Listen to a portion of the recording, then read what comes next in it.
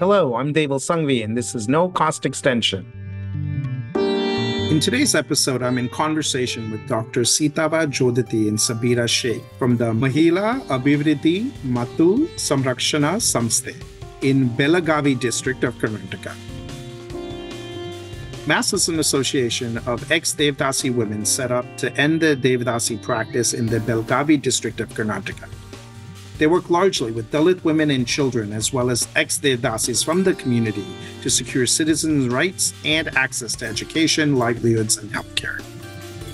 MAS was founded in 1997 by Dr. Sitava Jodati, a social activist who at the age of 7 was forced into the Devdasi practice. She was conferred with the Padma Shri in 2018 for the incredible work she does for the community she serves. We were also joined today by Sabira Sheikh, a colleague of Sitavaji, who is a senior accounts officer at MAS. MAS has been a partner with Rebuild India since October 2022. Today's conversation takes place in English, Kannada, and Hindi.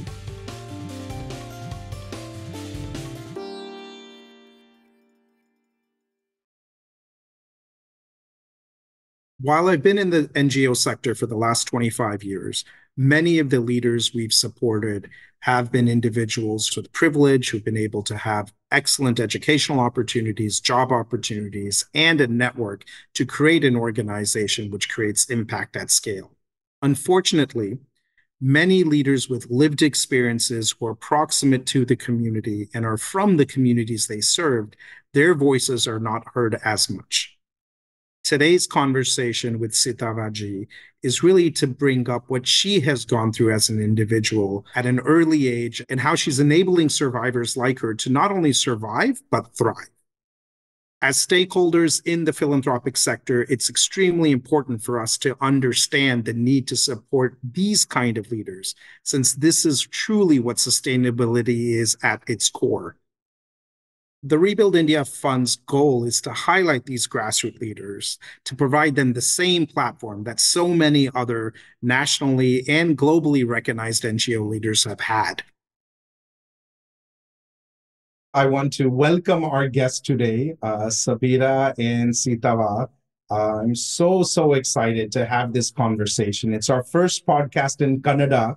So I want to, first of all, just thank you both for agreeing to be on this podcast and being patient with us. Thank you so much, sir, for inviting us.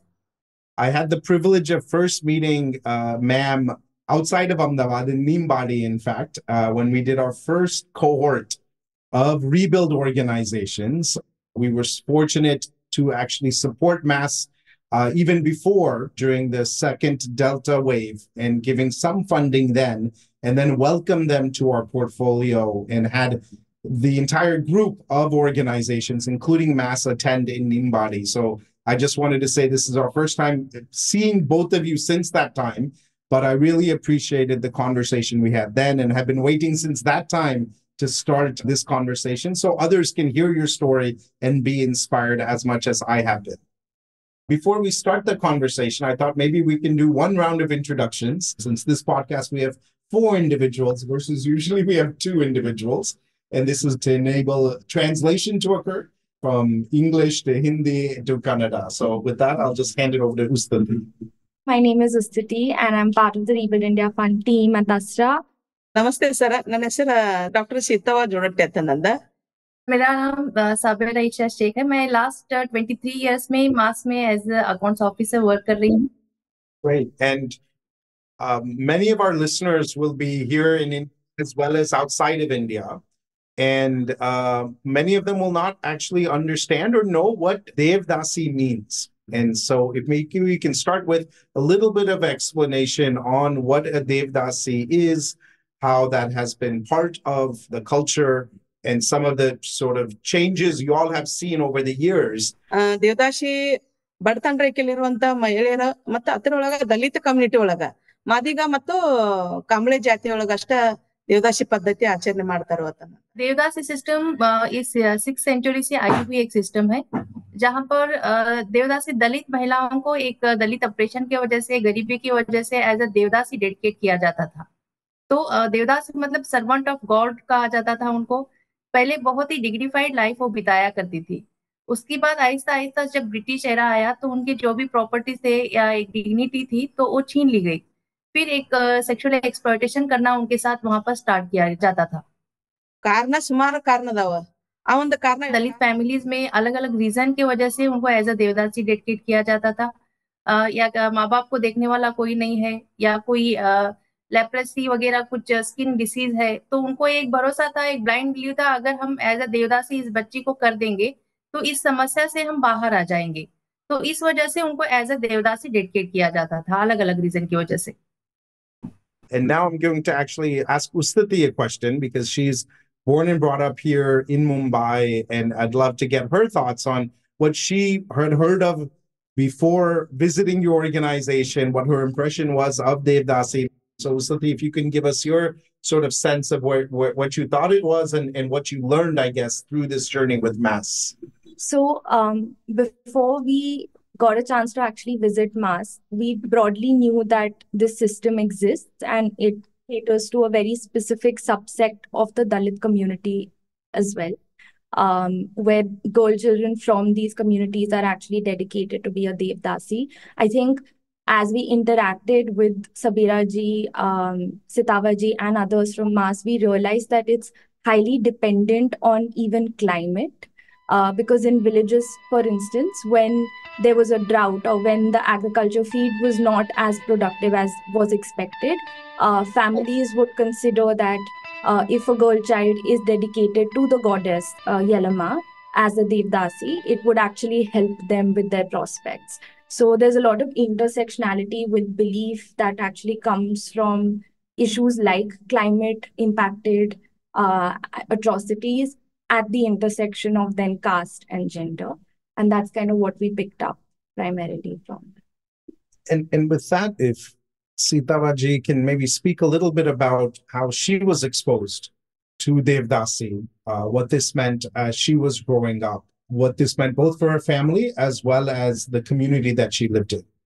ನಮ್ ತಂದೆ ತಾಯಿಗೆ 6 ಜನ ಹೆಣ್ಣು ಮಕ್ಕಳನ್ನ 6 ಜನ ಹೆಣ್ಣು ಮಕ್ಕಳಿದ್ರೆ 5 ಜನ ದೊಡ್ಡವ್ರನ್ನೆಲ್ಲ ಮದ್ವಿ ಮಾಡಿ ಕೊಟ್ಟ ನಂತರ ನಮ್ ತಂದೆ ತಾಯಿನ ವಯಸ್ಸಾದ ಕಾಲಕ್ಕ ಅವ್ರ ಪಾಲನೆ ಪೋಷಣೆ ಮಾಡ್ಬೇಕು, ಅದಕ್ಕಾಗಿ ಸಣ್ಣಕ್ಕೆ ಒಬ್ಬಕಿನ ಮದ್ವಿ ಮಾಡಿ जब सीतावा मैम सिर्फ 7 साल की उम्र की थी तब उनके एक गरीब बीमार माँ बाप ने, क्योंकि उनको 6 बेटियां ही थी, तो उनके दिमाग में यह आएगा अगर 6 बेटियों को हम अगर शादी कर देंगे तो हमारे बुढ़ापे का सहारा कोई नहीं रहेगा, हमें देखने वाला कोई नहीं रहेगा। तो गांव वालों ने और उनके पेरेंट्स में उनको एक फोर्स किया कि आप अपनी बच्ची को एज अ देवदासी डेडिकेट करेंगे तो वो आपका बुढ़ापे का सहारा बनेगी, और उनको एज अ देवदासी डेडिकेट कर दीजिए तो एक बेटे की तरह वो घर में रहेगी। तो इस वजह से उनको एज अ देवदासी 7 साल की उम्र में उनको डेडिकेट किया गया था। ಈಗ ನನಗ 7 ವರ್ಷದಕ್ಕಿದ್ದಾಗ ಮುತ್ತು ಕಟ್ಟಿ ದೇವದಾಸಿ ಮಾಡ್ಕೊಂಡ್ ಬರ್ಬೇಕಾದ್ರ ಅಲ್ಲೆಲ್ಲ ವಿಧಿ ವಿಧಾನ ಪ್ರಕಾರ ಮುತ್ತು ಕಟ್ಟಿ ದೇವದಾಸಿ ಮಾಡ್ತಾರ। ಅಲ್ಲಿ ಹಸಿರು ಬಳಿ जब उनको एज अ देवदासी डेडिकेट किया गया था तो सौदत्ती यल्लम गुड में ये रिचुअल्स पूरा हुआ। तो ये एक शादी की तरह ही एक डेडिकेशन होता है, उनको ग्रीन बैंगल्स पहनाना, साड़ी पहनाना। तो उनकी उम्र बहुत ही छोटी थी, तो ये सब उनके साथ क्या हो रहा था तो उनको समझ में नहीं आ रहा था कि ये मेरे साथ क्या हो रहा है। उनको एक खुशी हो रही थी क्योंकि सब लोग अट्रैक्ट हो रहे थे उनके साथ, नए कपड़े मिल रहे थे, नए बैंगल्स वगैरह सब उनको दिए जा रहे थे। ಅದೆಲ್ಲ ಅಲಂಕಾರ ಮಾಡಿದಾಗ ನಂಗೆ ಖುಷಿ ಅನಿಸ್ತ। ಆದ್ರ ಅಲ್ಲಿಂದ ಬಂದ ನಂತರ ಊರಿಗೆ ಬಂದ ನಂತರ ನಾ ಸ್ಕೂಲಿಗೆ ಹೋಗೋ ಟೈಮ್ದಾಗ ಅಲ್ಲೆಲ್ಲ ಕೇಳಾಕತ್ತಾರ ನಿನಗೆ ಯಾವ್ರಿಗೆ ಕೊಟ್ರು, ನಿನ್ನ ಗಂಡನ ಹೆಸರೇನ। जब ये पूरा डेडिकेशन होने के बाद जब वो वापस उनके गांव आई, जब वो वापस स्कूल को जाने लगे तो उनके जो भी स्कूल में टीचर्स थे, तो फ्रेंड्स थे, तो पूछने लगे कि तुम्हारी शादी कहाँ हुई है, किस गांव में आपको दिया गया है, आपके हस्बैंड क्या काम करते हैं। तो एक शॉकिंग उनको होने लगा कि ये सब मुझे क्यों पूछ रहे हैं। ಅದನ್ನ ಹಿಂಗೆಲ್ಲಾ ಕೇಳಿದಾಗ ಅವಾಗ ನನಗ ಮನಸ್ಸಿಗೆ ನೋವಾತು ಅಂತಂದ್ರೆ ಅಂದ್ರ ಕಷ್ಟ ಸ್ಟಾರ್ಟ್ ಆತು ಅಂತಂದ್ರ, ಯಾಕಂದ್ರ ದೇವದಾಸಿ ಮಾಡಿದ ನಂತರ ಕುಟುಂಬದ ಜವಾಬ್ದಾರಿ ಎಲ್ಲ ನಮ್ಮ ಮ್ಯಾಗನ ಬರ್ತೈತಿ। 7 साल की उम्र में ऐसे देवदासी डेडिकेट करने के बाद भी वो 7th स्टैंडर्ड तक स्कूल में जाकर अपना पढ़ाई किया। तो जो भी टीज थे तो बहुत स्टूडेंट उनको टीज करते थे कि तुम्हें देवदासी डेडिकेट कर दिया है। तो उनको बहुत खराब लगता था कि एक इज्जत नहीं मिल पा रही थी उनको, स्कूल में सब लोग टीज कर रहे थे। जैसे तैसे उन्होंने 7th पास किया, लेकिन उनके उस दौरान उनके पिताजी बहुत बीमार पड़ने लगे। तो जो भी उनकी बहनें थी तो उनकी तो शादी हो गई थी। तो माँ उनकी उतना ही एक कूली वर्क कर अपना जो भी एक जीवन है बिताया करती थी। जब सैटरडे संडे स्कूल हॉलीडे रहता था तो एज अ कूली वहां पर जाकर वो भी उनके साथ काम करती थी, क्योंकि कुछ इनकम आए और अपने बीमार माँ बाप को वहां पर कुछ भी सहारा मिल पाए। ಮತ್ತ ಸೇವಂತ ಮುಗಿಸಿದ ನಂತರ ನಾ ಹೈಸ್ಕೂಲ್ಕ 1 ವರ್ಷ ಹೋಗ್ಬೇಕಂತಂದ ಬಾಳ ನನಗ ಇಷ್ಟ ಆಯ್ತ. एक उनका बहुत ही मन था कि सेवंथ कंप्लीट करने के बाद हाई स्कूल में वो पढ़ाई करे, एजुकेशन का बहुत ही उनको एक ये था कि अच्छी पढ़ाई लिखाई कर एक अच्छा कुछ भी हम ऑफिसर बनने का एक ख्वाब था उनका। ಯಾಕಂದ್ರ ಹೈಯರ್ ಎಜುಕೇಶನ್ ಹೋಗ್ತೀನಿ ಅಂತಂದ್ರ ನಾನು ಬೇರೆ ಬೇರೆ ಜನರ ತರ ನಾನು ಜೀವನ ಮಾಡ್ತಿದ್ನಲ್ಲ ಅತಂದ ಅದು ಒಂದು ನನಗ್ ಕೊರಗೈತಿ ಅಂತಂದ ಅನ್ಸಿದೆ. लेकिन जो भी एक सिचुएशन थे वहाँ के, जो दलित ऑपरेशन था और उनके पिताजी भी बहुत बीमार पड़ रहे थे, तो बाकी के जो भी एक्स देवदासी महिलाएं तब उस वक्त थी और जो वहाँ की उनकी कम्युनिटी के लोग थे, तो वहां पर एक फोर्स करने लगे कि अब अभी उसका सेवंथ हो गया है, एक मेच्योरिटी में वो आ गई है, तो वो अभी एक सेक्सुअल एक्सप्लॉयटेशन के लिए वहां पर उन्होंने उनको फोर्स करना वहां पर स्टार्ट कर दिया। ಅಷ್ಟೆಲ್ಲಾ ಮಾಡಿದ್ರು ಮತ್ತೆ ನಮ್ ತಂದೆ ಉಳಿಲಿಲ್ಲ. ನಮ್ ತಂದೆ ತೀರ್ಕೊಂಡ ಅಂತಾರ ನನಗ್ ಯಾರು ಹೆಲ್ಪ್ ಮಾಡೋ ಅಂತಾರ ಯಾರು ಇದ್ದಿರ್ಲಿಲ್ಲ. ಅವಾಗ ಆದ್ರೂ ನನಗ ಆ ಮನಸ್ಸಿರ್ಲ ಇಲ್ಲ ಅಂದ್ರೂ ಕೂಡ ಒತ್ತಾಯದಿಂದ ನಂಗ್ ಬೇರೆ ಬೇರೆ ಗಂಡ್ ಮಕ್ಳನ್ನ ಕರ್ಸುದ, ನೀ ಗಂಡ್ ಮಕ್ಳ ಕಡೆ ಹೋಗ್ಲಿಲ್ಲ ಅಂದ್ರೆ ನೀನು ಊಟ ಕೊಡಂಗಿಲ್ಲ ಅಂತ ನಮ್ಮ ತಾಯಿ ಎಲ್ಲಾ ನನಗ ಕಿರುಕುಳ ಕೊಡ್ತಿರು।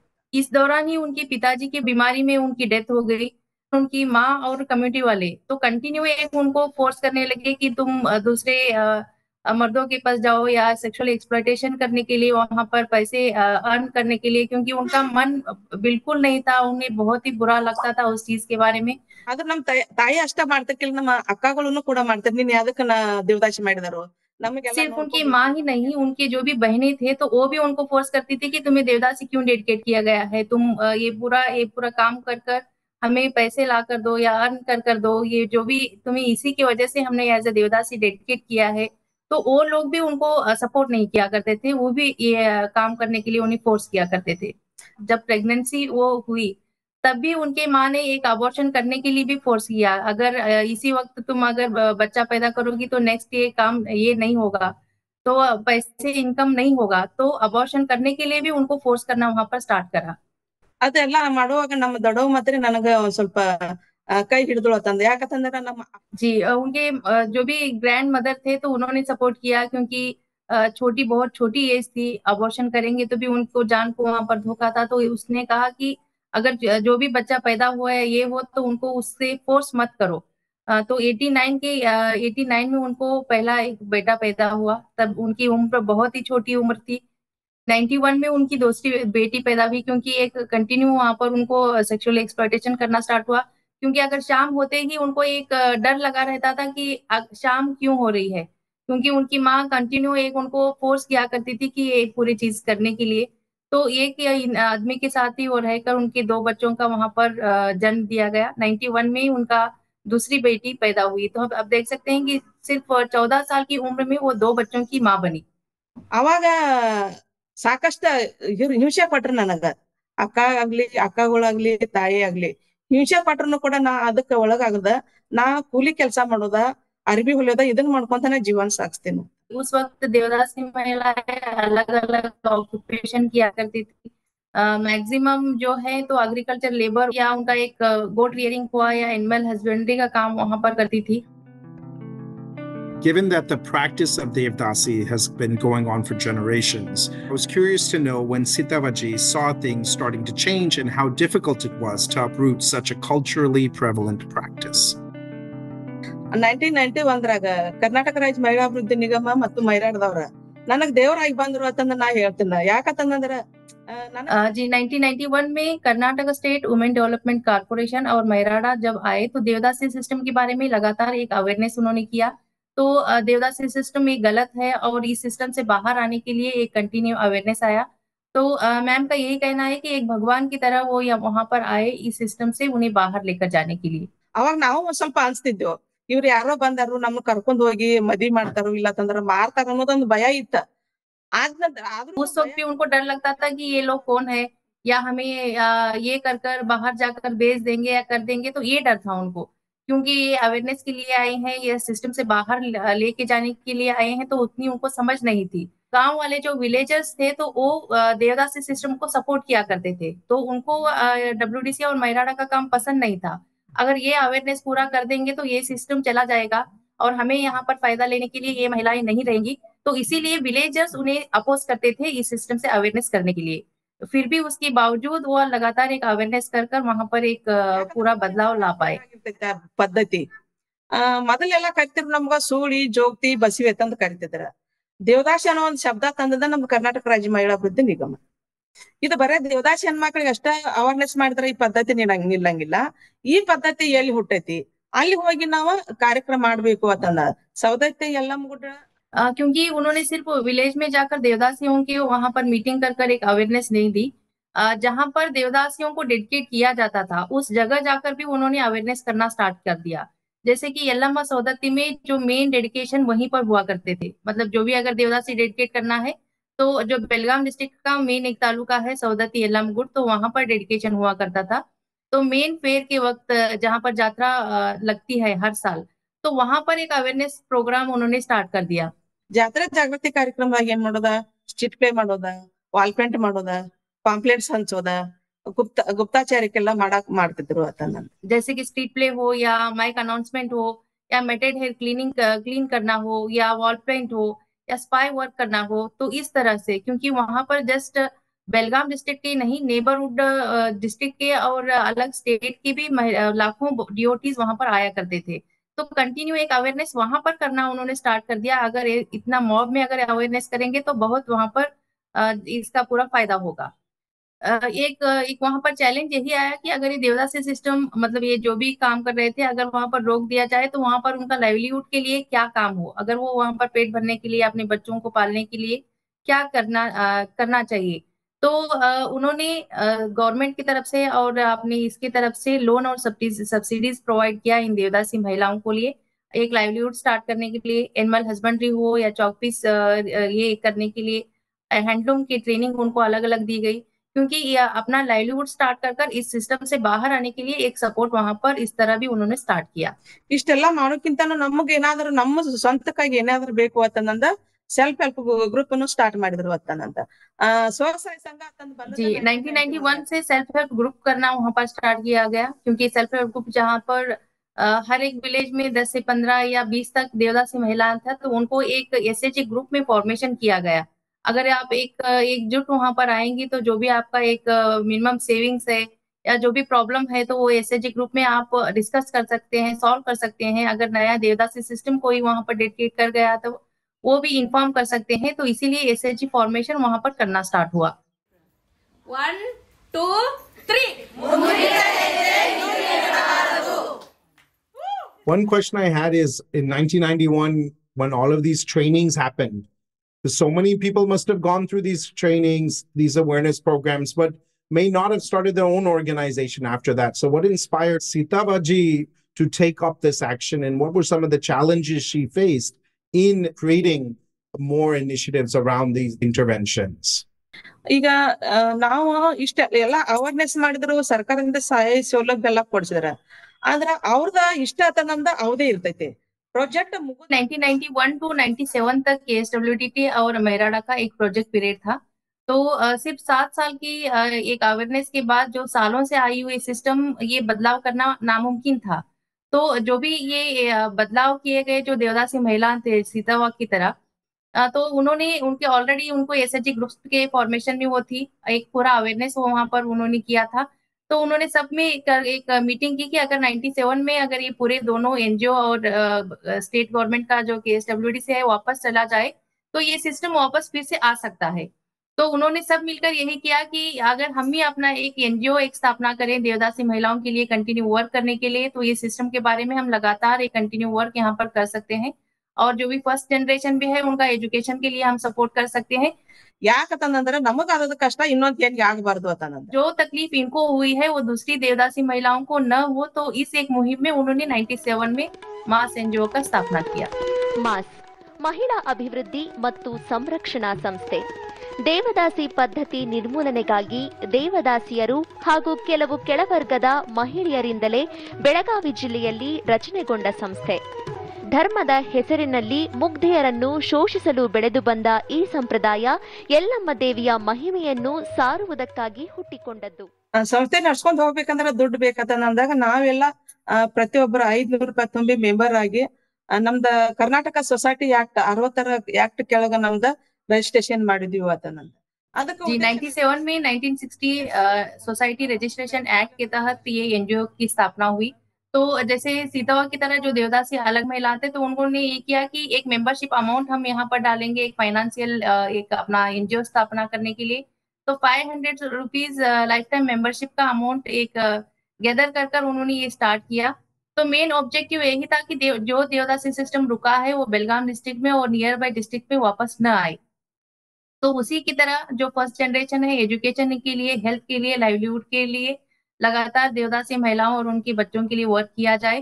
और लीगल एड सेल भी वहां पर एक प्रोग्राम रखा गया कि अगर किसी को भी लीगल वहां पर कुछ भी एक डिस्प्यूट है या उनका जो भी परेशानी है अगर की जाए, तो उन देवदासी और दलित महिलाओं के लिए लीगल एड सेल भी वहां पर चलाया जाए। तो मेन ऑब्जेक्टिव्स मास के यही है सर। ಮತ್ತ ಮೇನ್ ಒಟ್ಟಿನಾಗಿ ಹೇಳ್ಬೇಕಂದ್ರ ನಮ್ಮ ದಲಿತ ಬಡತನ ರೇಖೆಯಲ್ಲಿರುವಂತ ಎಲ್ಲಾ ಜನರನ್ನ ಆರ್ಥಿಕವಾಗಿ, ಸಾಮಾಜಿಕವಾಗಿ ಮತ್ತು ಶೈಕ್ಷಣಿಕವಾಗಿ ಬಲವರ್ಧನೆ ಮಾಡ್ಬೇಕು ಅನ್ನೋದು ನಮ್ಮ मेन यही हमारा फोकस है कि जो बिलो पॉवर्टी लाइन है, तो एजुकेशनली और फाइनेंशियली, सोशली उनको इकोनॉमिकली एक स्टेबल करने के लिए जो देवदासी और दलित महिलाएं हैं, उनके बच्चे हैं, इन पूरे एक इसमें स्टेबल करने के लिए ही मेन हमारा एक ऑब्जेक्टिव रहा है मास एनजीओ का। And when we started in 1997, what were some of the decisions that had to be made? As we said, 500 rupees was given as membership fee, but what were some of the challenges and decisions made then, in addition to expanding to focus on education and livelihoods, that you've continued to do almost 27 years later? ಈಗ ನಾವು ಸಂಸ್ಥೆ start ಮಾಡಿದೇವು, ಆದ್ರೆ ಯಾವ ತರ ನಡ್ಸ್ಕೊಂಡ್ ಹೋಗ್ಬೇಕು ಅನ್ನೋದು ನಮಗ ಅದ ಚಾಲೆಂಜ್ ಆಗಿ ತಗೊಂಡಿದೀವಿ ನಾವು। ಯಾಕಂದ್ರೆ ಎಜುಕೇಶನ್ ನಮ್ದು ಕಡಿಮೆ, ಎಜುಕೇಶನ್ ಇಲ್ಲ। 1997 में जब पहली सब जो देवदासी एक्स देवदासी महिलाएं थे, तो 500 रुपीज मेंबरशिप फीस से उन्होंने स्टार्ट कर दिया। लेकिन जो भी डायरेक्टर्स टीम है या मैक्सिमम जो भी स्टाफ थे, तो वो एक्स देवदासी महिलाएं और उनके बच्चे ही रन करते थे। तो एक एजुकेशन का बहुत ही वहां पर एक ये कमी की हम देख सकते हैं कि एजुकेशन बहुत ही कम था उनका सबका। तो एक ऑर्गेनाइजेशन कैसे रन करना है या क्या क्या सर्टिफिकेट्स की या इसकी जरूरत रहती है, तो उसका सपोर्ट पूरा मेराडा और केएसडब्ल्यूडीसी ने वहां पर उनको दिया। अगर जो भी लीगल डॉक्यूमेंट्स का है या फंड राइज कैसा करना है या एक स्ट्रेंथनिंग कैसा करना है, लीडरशिप वहां पर कैसा लाना है, तो उसके लिए भी एक लगातार उनको ट्रेनिंग मिली इन सबको। ನಮ್ದ ಒಂದ್ ಕರ್ನಾಟಕ ರಾಜ್ಯ ಮಹಿಳಾ ಅಭಿವೃದ್ಧಿ ನಿಗಮ ಮತ್ತು ಮೈರಾಡದಾಗ ಕೆಲಸ ಮಾಡಿದಂತ ನಮ್ದ ಲತಾ ಮಲ್ಲಾ ಆಗಿರ್ಬೋದು, ಎಂ ಸುರೇಶ್ ಆಗಿರ್ಬೋದು, ಪಟಾನ್ ಸರ್ ತಮ್ಮ ಅವ್ರ ಒಂದು ಮಾರ್ಗದರ್ಶನ ತಗೊಂಡು ನಾವು तो मेन हम बोल सकते हैं कि मेराडा के जो एज अ प्रोजेक्ट ऑफिसर लता माला आए थे, तो एक बहुत ही एक बदलाव हम देख सकते हैं कि एक बच्चों की तरह उन्होंने इनको सबको ट्रीट किया, एक लीडरशिप स्ट्रेंथनिंग उन्होंने वहां पर करवाया। तो अलग अलग वहां पर डोनर्स के साथ लिंकेज कैसा करवाना है, तो स्टार्टिंग उन्होंने भी वहां पर हेल्प की। एक फॉरेन फंडिंग हमें मिला था का नोइब नेदरलैंड का। तो पहले मेराडा थ्रू ये फंड रोटेट हुआ करता था। जब काम अच्छा होने के बाद तो उन्होंने ये रेकमेंड किया कि मास का अच्छा वर्क है, तो आप डायरेक्ट मास को सपोर्ट कर सकते हैं। At that time, were other women part of this training program with MyData, and were other organizations also created at the time, or was it just MAS that was created? ಈಗ ಬೇರೆ district ದಾಗ ನಮ್ಗ ದೇವದಾಸಿ ಪದ್ಧತಿ ತಡೆಗಟ್ಟಬೇಕಂತಂದ್ರ ನಮ್ದು ಉದ್ದೇಶ ಐತಿ। ಅದ್ರ ಪ್ರಕಾರ ನಮಗ ಕರ್ನಾಟಕ ರಾಜ್ಯ ಮಹಿಳಾ ಅಭಿವೃದ್ಧಿ ನಿಗಮ 2 ವರ್ಷ ನಮಗ್ ಸಪೋರ್ಟ್ ಮಾಡಿದ್ರ। ಬೇರೆ ಬೇರೆ ಜಿಲ್ಲಾದಾಗ केएसडब्ल्यूडीसी मास की तरह बीजापुर जो अलग डिस्ट्रिक्ट थे, तो वहां पर भी एक एनजीओ का स्थापना हुआ था, खमादेवी महिला संघ, लेकिन वो उतना वहां पर पावरफुल या वर्क वहां पर नहीं हो पाया, क्योंकि जो ट्रेनिंग वगैरह जो स्ट्रेंथनिंग थी जो मेराडा से मिली थी, तो वहां की जो महिलाएं थी या देवदासी महिलाओं को नहीं मिली थी, तो वो उतना सक्सेसफुल नहीं हो पाया। और आपके हिसाब से क्योंकि मास का काम इतने सालों और आगे बढ़ा, तो उसका कारण क्या है? मास इतने टाइम चला पा रहा है, अब एटलीस्ट अब बेलगांव डिस्ट्रिक्ट में आप लोगों ने काफी चेंज लाया है, तो उसके बारे में अगर थोड़ा बता पाए कि आपकी जो अप्रोच है वो किस तरह इतनी देर रह चुकी है। 27 ವರ್ಷದಿಂದ ಆತಂದ್ರೆ ನಮಗ ಫಸ್ಟ್ ನಾವ್ ಎಲ್ಲಾ ಸರ್ಟಿಫಿಕೇಟ್ಗಳು ತಗೋಬೇಕು ಅಂತಂದ ಕಿಸಿಂದ ಎಲ್ಲಾರು ನಮ್ದ सपोर्ट जी 1997 में जब मास का एस्टेब्लिशमेंट हुआ, तो जो भी पहले लीगल डॉक्यूमेंट्स जो एक एनजीओ को जरूरत रहती है, 12A, ATG, FCRA, इनका पूरा पहले पूरा ये कर लिया। तो उसके बाद जो नोइब का जो हमारा एक प्रोजेक्ट था तो पूरा जो मास का एक स्ट्रेंथनिंग है या जो महिलाओं का स्ट्रेंथनिंग के लिए ही 5-6 साल का प्रोजेक्ट था। तो एक कंटिन्यू देख सकते हैं कि एक लीडरशिप क्वालिटी हो या कैसे एक संस्था रन करना चाहिए या कोई डोनर को कैसे प्रपोजल लिखना चाहिए या कैसा अप्रोच करना चाहिए, तो इसके बारे में भी वहां पर उनको लगातार ट्रेनिंग दी गई। ಮಕ್ಕಳ ಎಜುಕೇಶನ್ ಸಂಬಂಧಪಟ್ಟಂಗೆ ಕೆಲಸ ಮಾಡ್ಬೇಕಂದ್ರ ಯುಕೆ ಫಂಡ್ ನಮಗ್ ಕೊಟ್ಟರು ಅಂತ ಎವ್ರಿ ಚೈಲ್ಡ್ ಯುಕೆ ದವ್ರ ಅದು उसके अलावा जब एवरी चाइल्ड यूके का हमारा एक प्रोजेक्ट आया 2003 में, तब देवदासी और दलित बच्चों के लिए हमने पहली बार वहां पर एजुकेशन का काम करना स्टार्ट कर दिया, जहां पर देवदासी और दलित बच्चों को फ्री ट्यूशन क्लासेस के जरिए से उनको वहां पर एक एजुकेशन स्ट्रेंथन करना वहां पर कार्यक्रम स्टार्ट हुआ। तो आप देख सकते हैं कि एवरी चाइल्ड मास्क की तरह 3-4 अलग अलग एनजीओ को ये प्रोजेक्ट दिया था, लेकिन मेन सक्सेसफुल मास्क का वहां पर हुआ क्योंकि मास्क जो भी हमारे स्टाफ हैं या ये हैं तो कम्युनिटी के ग्राउंड लेवल वर्क उनका बहुत अच्छा है, क्योंकि जो हमारे काम करने वाले स्टाफ हैं मैक्सिमम जो हमारे डायरेक्टर्स हैं या सीईओ हैं तो देवदासी फैमिली से दलित फैमिली से बिलोंग करते हैं। तो जो प्रॉब्लम वहां पर ग्राउंड पर हो रहा है तो वो समझ सकते हैं कि वहां पर बदलाव लाने के लिए या बातचीत करने के लिए वहां पर क्या क्या सोर्सेस चाहिए या किस तरह से कम्युनिकेट करना चाहिए। तो आप देख सकते हैं कि एरी चाइल्ड लंदन को भी हमारे एक मेंबर को वहां पर लेकर गए प्रोजेक्ट कोऑर्डिनेटर को, क्योंकि बहुत अच्छा काम होने की वजह से, और 10 of 10 अवार्ड भी उनको दिया गया मास को एजुकेशन के बारे में ये बच्चों के लिए वर्क करने के लिए। 2015 में जब ये प्रोजेक्ट क्लोज हुआ तो फंड राइजिंग की ट्रेनिंग भी हमें इन महिलाओं को दिया गया था। पहले हम सिर्फ एक तालुकाज में वर्क करते थे, 47 चाइल्ड एक्टिविटी सेंटर्स वहां पर रन किया करते थे। 2015 के बाद एवरी चाइल्ड प्रोजेक्ट क्लोज होने के बाद दूसरे लोकल फंडर्स के साथ हम फंड राइज कर आज 5 तालुकाज में 86 चाइल्ड एक्टिविटी सेंटर्स रन कर रहे हैं। तो उसी की तरह CDC centre for disease control, तो एचआईवी एड्स के बारे में हम देवदासी महिलाओं के लिए, फैक्ट्री वर्कर्स के लिए हमने वहां पर वर्क करना स्टार्ट कर दिया। तो ये भी हमें बहुत ही सहायता हुई कि अपनी महिलाओं को जो अगर एचआईवी पीड़ित है या सेक्सुअली ट्रांसमिशन इन्फेक्शन उनको है तो इस प्रोग्राम के जरिए से हमें एक फॉलो अप एक ट्रीटमेंट देने का मौका मिला। तो ये एक हमारा एक पूरा वर्क देख सकते हैं कि कंटिन्यू एक डोनर की वजह से हम 27 ईयर्स से आज तक काम करते आए हैं अपने कम्युनिटी के लिए। ಇದು ಬರೇ ಮಕ್ಕಳಿಗೆ ಅಷ್ಟೇ ಕೆಲಸ ಮಾಡಾಕ್ತಿಲ್ಲ, ದೇವದಾಸಿ ಮಹಿಳೆಯರಿಗೆ ಸರ್ಕಾರದಿಂದ ಸಿಗುವಂತ ಸಹಾಯ ಸೌಲಭ್ಯ ಮನೆ ಆಗಿರ್ಬೋದು, ಪೆನ್ಷನ್ ಆಗಿರ್ಬೋದು, ಮಕ್ಕಳ ಮದ್ವೆ ಪ್ರೋತ್ಸಾಹನ ಆಗಿರ್ಬೋದು, ಸರ್ಕಾರಕ್ಕೆ ಡಿಮ್ಯಾಂಡ್ ಮಾಡಿಕೆಸಿಂದ ನಾವು ಅಲ್ಲಿಂದ ಏನ್ ಕೊಡಿಸ್ಬೇಕಲ್ಲ ಅದನ್ನ ಕೊಡ್ಸಾಕ ಪ್ರಯತ್ನ। सिर्फ हम देवदासियों के लिए उतना ही नहीं, देवदासी दलित और उनके बच्चों के लिए हम कंटिन्यू यहाँ पर वर्क कर रहे हैं।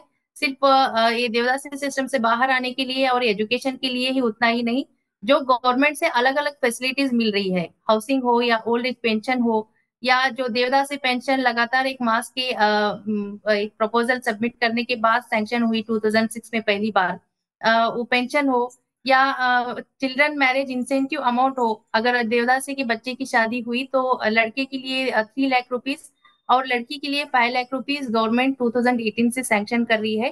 तो ये पूरे गवर्नमेंट से जो भी फैसिलिटीज मिल पाते हैं तो हम उनको प्रोवाइड करने की लगातार कोशिश करते हैं। When you're working with government in 2006 and then 2018, how did they start listening to you about these needs? ಅದ ನಾವು ದೇವದಾಸಿ ಹೆಣ್ಮಕ್ಳೆಲ್ಲ ಕೂಡ್ಕೊಂಡ ಸಿಎಂ ಯಾರದಾರೋ ಅವ್ರ ಜೊತೆಗೆ ನಾವು ಹೋಗಿ ಮನಿ ಕೊಡ್ಬೇಕಂತಂದ್ರೆ जो भी एक देवदासी और उनके बच्चों के लिए डिमांड्स है मास के एक 10-12 स्टेट लेवल जो हमारे सीएम है तो वहां पर जाकर उनको मिलकर अपना एक मेमोरेंडम सबमिट करने के लिए, और उनके तरह सिर्फ सीईओ या स्टाफ ही नहीं, जो हमारे एसएजी मेंबर्स हैं तो वो भी वहां पर जाकर एक पूरा एक रिक्वेस्ट भेजते हैं और मेमोरेंडम सबमिट करते हैं कि देवदासी पेंशन स्पेशल पेंशन वहां पर सैंक्शन हो। उसके अलावा जो विंटर सेशंस होते हैं सुवर्ण सौदा बेलगाम में, तो वहां पर भी 100 से अधिक या 200 से करीब देवदासी महिलाएं पूरा मिलकर वहां पर मिनिस्ट्री से मिलकर अपना एक जो भी एक मांग है वहां पर मेमोरेंडम सबमिट कर ये सैंक्शन करने का प्रोसेस स्टार्ट हुआ है। क्योंकि ऐसा नहीं कि हम सबमिट किया और वहां पर सैंक्शन हो गया, कंटिन्यू एक एफर्ट डालना पड़ता है। 2006 में हमें 500 रुपीज पेंशन सैंक्शन हुई थी। मास ने एक एफर्ट किया था ये देवदासी पेंशन सैंक्शन करने के लिए, लेकिन इसका फायदा पूरे कर्नाटक के देवदासी महिलाओं को हुआ। तो ये एक बहुत हमारा एक अचीवमेंट हम बोल सकते हैं कि जो भी हमारी देवदासी महिलाएं हैं उनको इसका एक फायदा मिला। और 2018 में कौन सा स्कीम के 2018 में devadasi children incentive marriage incentive amount, अगर देवदासी बच्चों की शादी होती है, अगर लड़की की शादी होती है तो 3 lakh rupees as a incentive amount government देता है। अगर लड़की की शादी हुई तो 5 lakh rupees as a incentive amount government से सैंक्शन होता है। No, and many times when we talk to funders, they think a small NGO does not have the ability to do more than their overall budget. And so, can you give us a sense on what was MAS's budget in 2018 when you passed this particular sanction with government? And since then, even an estimate, if you have, on how many children have made use of this scheme, that would just be helpful for the listeners to understand. With small amounts of money, you can do very large things across an entire state. 2018 से हमारा budget आप देखेंगे तो 30 to 35 lakh rupees था annual हमारा budget, क्योंकि हमारे donor बहुत ही कम थे, क्योंकि सिर्फ 1 2 3 डोनर से उतना ही हम काम कर रहे हैं। लेकिन गवर्नमेंट की जो भी फैसिलिटीज उनको मिल पाते हैं तो हम कोशिश करते हैं कि वो दिलवाने के लिए, क्योंकि एक फैमिलीज को अगर 3 लाख 5 लाख रुपीज वहां पर मिलता है तो उनकी पूरी लाइफ वहां पर चेंज हो जाती है। अगर देवदासी का लड़का हुआ या लड़की हुआ, एक अपना लाइवलीहुड स्टार्ट कर सकते हैं या अच्छी वहां पर लाइफ बिता सकते हैं। तो 2018 के बाद जो बच्चों की शादी हुई है, तो आप देख सकते हैं कि 100 अबव बच्चों को ये अभी तक फायदा हुआ है इस इंसेंटिव से। Again, you've been around, MAS has been around since 1997. If you can give us a sense of what was the difference between the grant that you received from Rebuild versus the grant that you've received from other donors. ಬೇರೆ ಬೇರೆ donors ನೋಡ್ಬೇಕಂದ್ರ ಈ ಒಂದ budget ಇದಕ್ಕಷ್ಟ ಖರ್ಚು ಮಾಡ್ಬೇಕು, ಬೇರೆದಕ್ಕೆ use ಮಾಡಕ್ ಬರಂಗಿಲ್ಲ ಅಂತಂದ್ ಎಲ್ಲಾ ಕಂಡೀಷನ್ ಹಾಕಿರ್ತಾರೆ।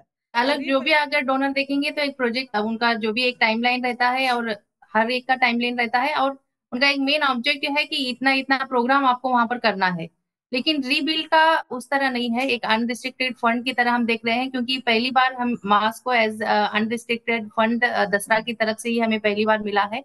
तो ये बहुत ही एक अच्छा ये है, क्योंकि कोविड के दौरान बहुत से स्टाफ को हमने फंड न होने की वजह से निकाल भी दिया था। तो उस वक्त हमें दसरा का एक फंडिंग मिला, एक सस्टेनेबिलिटी अपना मास का एनजीओ जो हम 25 साल से हम रन कर रहे थे, तो वो कंटिन्यू करने के लिए दसरा का फंड हमें बहुत ही वहां पर फायदेमंद हुआ। And how did you decide on where to spend the money that you got from Rebuild? 5 years का हमें ये दसरा का रिबिल्ड फंड सैंक्शन हुआ है, तो 2 इयर्स का हमने यही किया है कि जो भी हमारे मास के जो ऑनगोइंग जो प्रोग्राम्स हैं तो उसमें खर्च करने के लिए 2 इयर्स का हमने प्लानिंग किया था। ಈಗ ನಾವ 10 ಹಳ್ಳಿ ಒಳಗ ಮಕ್ಕಳ ಶಿಕ್ಷಣ ಸಂಬಂಧಪಟ್ಟಂಗ ಕಲಿಕಾ ಕೇಂದ್ರಗಳನ್ನ ನಾವು ಸ್ಟಾರ್ಟ್ ಮಾಡ್ಬೇಕು ಅಂತ। तो अगले 3 साल के लिए हमने यही प्लान किया है, क्योंकि हम सिर्फ अभी 5 तालुकात में एजुकेशन के लिए 86 चाइल्ड एक्टिविटी सेंटर्स रन कर रहे हैं। उसके अलावा बेलगाम डिस्ट्रिक्ट में 14 तालुकास हैं जहां पर हम अभी वर्क नहीं कर रहे। तो ये 5 तालुका छोड़कर जो हमारे बचे हुए तालुकास हैं, तो वहां पर देवदासी और दलित बच्चों के लिए एजुकेशन के बारे में हो या लाइवलीहुड के बारे में काम करने के लिए हमें एक डोनर का हम सपोर्ट चाहते हैं। And in Nimbadi, going back to when we first met there, we had actually a host, Social Venture Partners had provided us a gathering at somebody's house. And so if you can talk a little bit about what you felt about that gathering and if you've had any partnerships with SVP since that time. ಅದ್ ನಾವ್ ಅಹಮದಾಬಾದ್ ಬಂದಾಗ ನಮ್ಗ ನಿಜವಾಗಿ ಹೇಳ್ಬೇಕಂದ್ರ ನಮ್ಗ್ ದಸರಾಕ್ ನಾವ್ thanks ಹೇಳ್ಬೇಕ್ರಿ। ಎಲ್ಲಾ ಒಂದ್ ಡೋನರ್ಗಳನ್ನೆಲ್ಲಾ ಕರೆಸಿ ಲಂಚ್ ಟೈಮ್ದಾಗ ಎಲ್ಲಾ ಬೆಟ್ ಮಾಡಿಸ್ತಿರಲ್ಲ, ಅವಾಗ ನಮ್ಗ SVP ನಮ್ಗ ಸಿಕ್ಕಿದ್ರು ಅಂತ। फ्रूटफुल एक इवेंट हम बोल सकते हैं जो अहमदाबाद को हम आए थे। जब हम डिनर के लिए वहां पर अहमदाबाद में पूरे अलग अलग डोनर के साथ वहां पर मिले, तो एक घबराहट थी हमारे दिल में दोनों की, क्योंकि लैंग्वेज प्रॉब्लम एक था। अगर बाकी के सब देखें तो बहुत ही एक्सप्रेसिव उनका बातचीत का हो ये हो, लेकिन बहुत ही एक दसरा का एक टच रहा है हमारे सबके साथ। तो उस वक्त हम लोगों ने SVP अहमदाबाद से जो हमारी लिंक हुई, उसके जरिए से हमें SVP बेंगलुरु चैप्टर से हम लिंक हो पाए। तो आज 1 साल का हम प्रोजेक्ट पूरा क्लोज कर नेक्स्ट ईयर का हम SVP के साथ काम कर रहे हैं सर। 1 ईयर का हमारा बजट सोशल वेंचर पार्टनर से हमें सैंक्शन किया। एजुकेशन के बारे में हम गोकाक तालुका के 15 विलेजेस में उसकी तरह हम काम कर रहे हैं, और उसी की तरह SVP भी हमें अलग अलग तरह से भी जोड़ने की कोशिश कर रहे हैं। तो ये सिर्फ दसरा से ही मुमकिन हो पाया है sir. No. It's the hard work that you all have done this whole time. And since 1991, the journey started, and there's still so much more that you are doing. So we want to thank you for the fantastic work MAS is doing, and for you to continue to help children and women in need, not only across the state, but hopefully across India in some time. Thank you so much for your time. Thank you. Thank you, sir.